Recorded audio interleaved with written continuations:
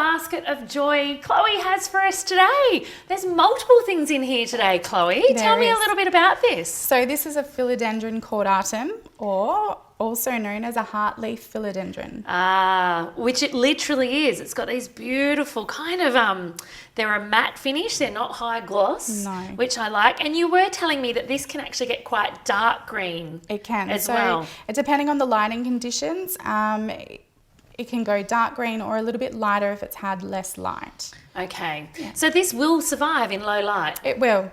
And also bright light, but not direct sunlight. Okay, there's not much that loves our Aussie sunlight, is it? Not direct. And that's why they're perfect for indoors. Okay, so this would work well in a TV, like a media room that didn't get a lot of light. Yep, perfect. Maybe a bathroom that didn't get a lot of light. Yeah. Or even a toilet. Could we put it as a hanging plant in a toilet? You definitely could. Or even on a shelf that does get a lot of bright light, hanging down off the shelf looks beautiful Like as trailing. well.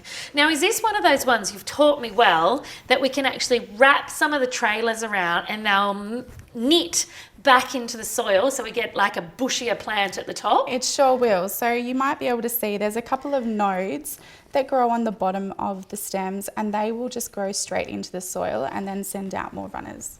That is clever. Yeah. But in the meantime, while we've got a little bit of a bald patch going on here, you've given me, well, it's a bunch of straw. This is a tillandsia. Okay, a tillandsia. Now, there has to be an easier name. This is Spanish moss, or Okay. old man's beard.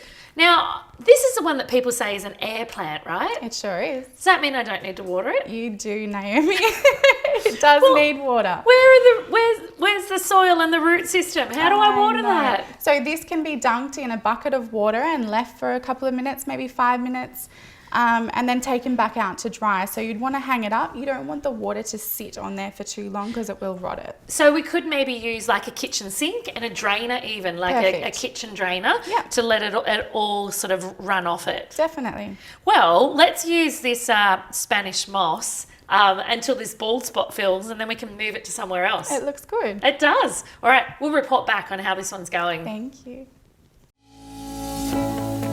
Thanks for tuning in. Make sure you're following me on Instagram to see my latest design and reno inspiration. You can find me at Naomi Findlay Official, or click the link in my description. See you soon.